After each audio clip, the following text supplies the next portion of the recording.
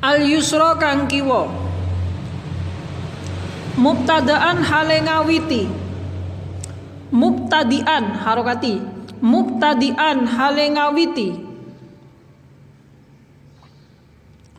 Mubtadian hale ngawiti bihin soril yadi bihin soril rijli sangke kelawan jentiane sikil. Bihin soril rijli kelawan jentiane sikil. Al yumna kang tengen. Al yumna kang tengen.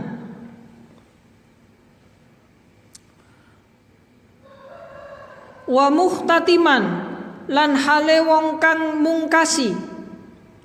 Wa muhtatiman lan hale wong kang mungkasi. Bihin soril yusra kelawan jentiane sikil kang kiwa. Bihin soril yusra kelawan jentiane sikil kang kiwa.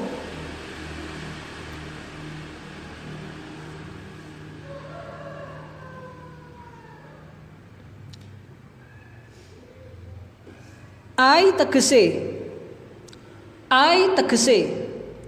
yakunu ono apa tahlilu asabi ilyadaini. Ai tegese yakunu ono apa tahlilu asabi ilyadaini. Yakunu ono apa tahlilu asabi ilyadaini iku bihin sorin kelawan jentian. Iku bihin sori yusra yadaihi kelawan jentian si. Iku bihin sori yusra yadaihi kelawan jentian kiwone tangan lorone wong. Iku bihin sori yusra yadaihi kelawan jentian kiwone tangan lorone wong. Iku bihin sori yusra yadaihi kelawan jentian kiwa tangan lorone wong. Iku bihin sori yusra yadaihi kelawan jentian kiwa tangan lorone wong. Ada yang ketinggalan? Hah? Gak ada. Coba saya lihat. Loh, maksudnya teks ini enggak ada. Oh, enggak sama.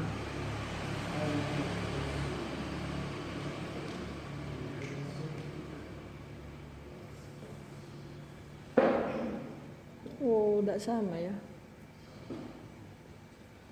Bihin soril yusra yadaihi. Oh, kurang satu kata ya. Jadi gini. Jadi ada yang kurang nih. Ditulisi.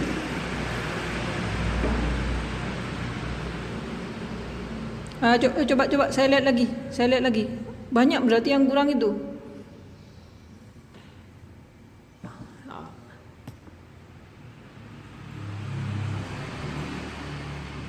Oh iya. Satu frasa ya. Bihin sori yusro. Bihin soril yusro. Nah ini, coba ya. Bihin soril yusro, itu kan sampai situ ya, sampannya. Bihin soril yusro, padahal di sini kata-katanya gini. Bihin sori yusro yadaihi wa min asfala.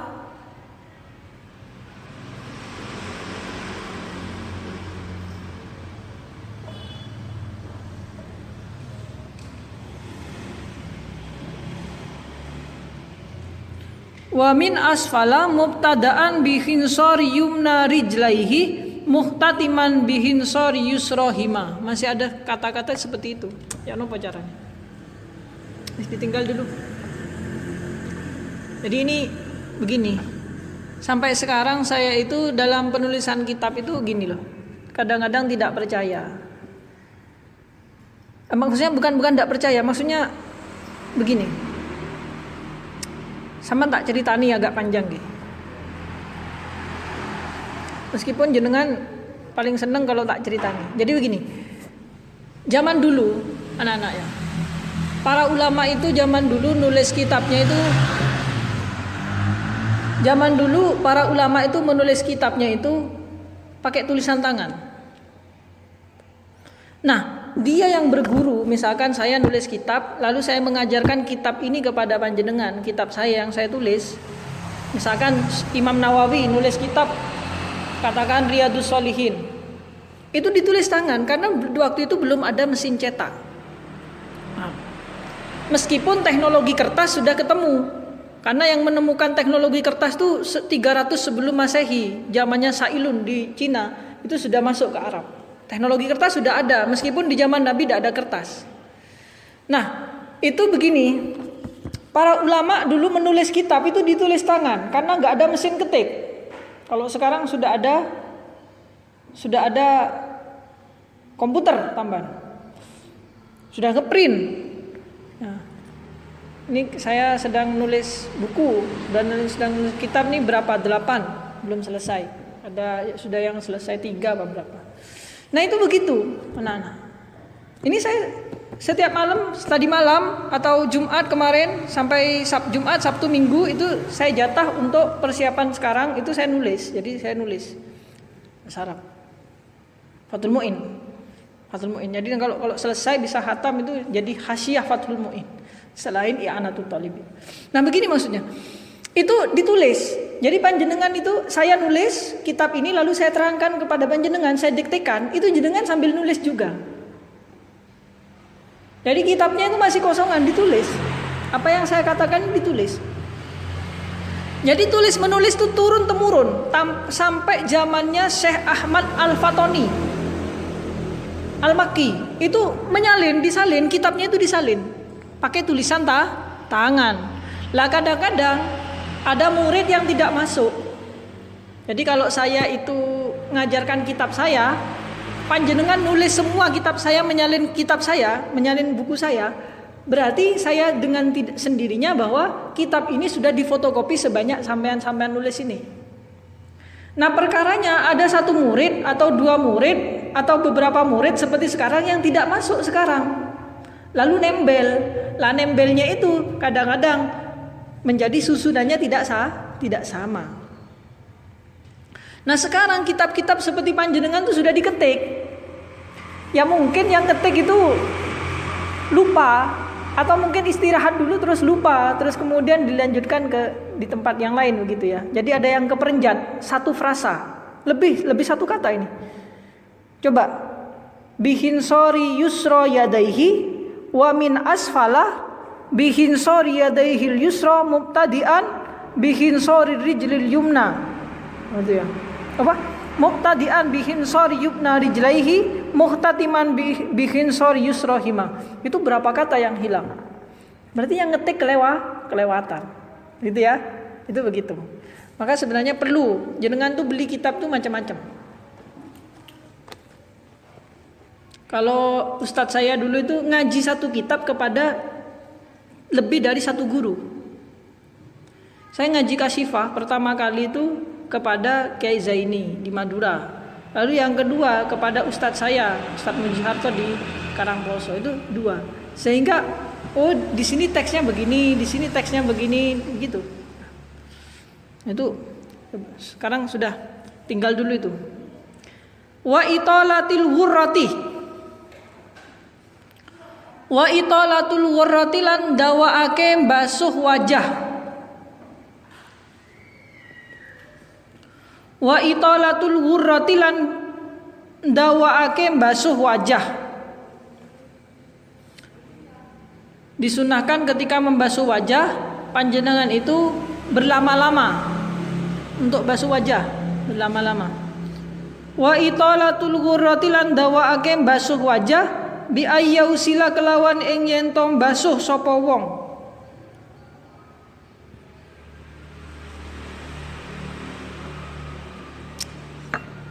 Bi ayyausila kelawan ing yen to basuh sapa wong ma'al wajhi sartane wajah. Ma'al wajhi sartane wajah muqaddama ra'sihi ing ngarepe sirahe wong. Muqaddama ra'sihi ing ngarepe sirahe wong. Wa udunaihi lan kuping lorone wong. Wa udunaihi lan kuping lorone wong. Wa safhatai unukihi lan lempit-lempitan gulune wong. Wa safhatai unukihi lan lempit-lempitan gulune wong. Lempit-lempitan nih mana? Lipatan-lipatan yang ada di dalam kulit ini loh maksudnya ya. Lempit-lempitan. Safhatai unukihi. Wa italatu tahjilin.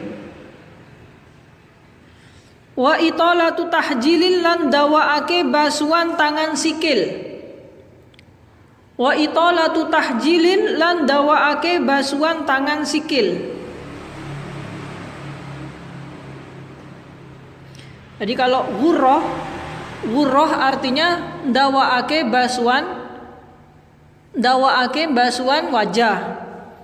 Tahjil artinya dawaake basuhan tangan sikil. Jadi begini, nanti kita di akhirat, orang Islam di akhirat itu nanti ketika dibangkitkan, itu ciri-cirinya itu adalah satu, dia itu seperti ghurratul muhajjalin. Apa artinya? Wajahnya bersinar, tangan sikilnya bersinar. Kenapa? Karena kebiasaan wudu ketika di dunia. Itu bidadari juga sama. Bidadari itu diistilahkan sebagai ghurril muhajjalin. Ghurril muhajjalin itu artinya apa?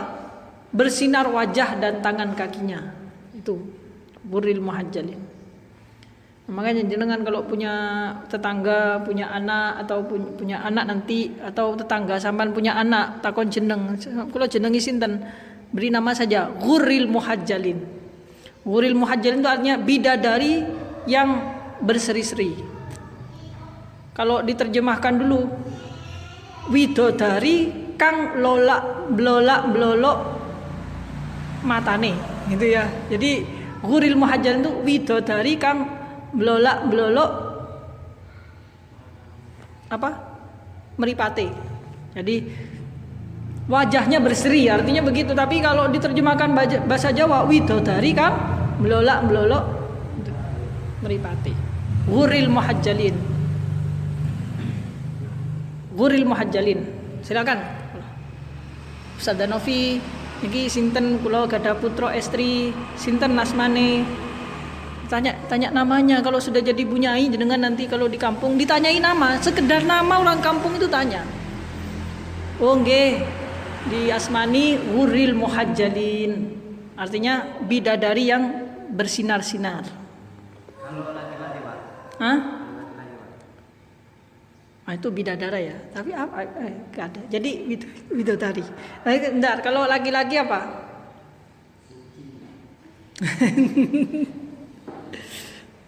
Jadi pinter-pinternya jenengan hafalan tasrifan itu nanti jenengan pinter bikin jedeng.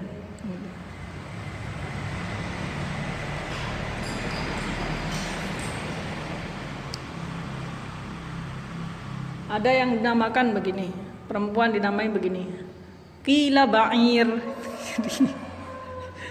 Qila ba'ir, ba'ir itu apa?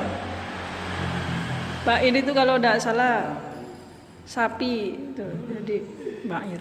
Ini kan ada wakilah ba'ir itu di Quran itu kan ada. Jangan supaya bagus.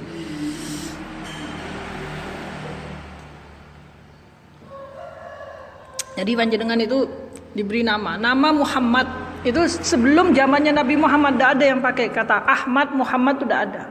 Sekarang sudah banyak tuh Muhammad Yunus, Muhammad siapa, Muhammad Soleh.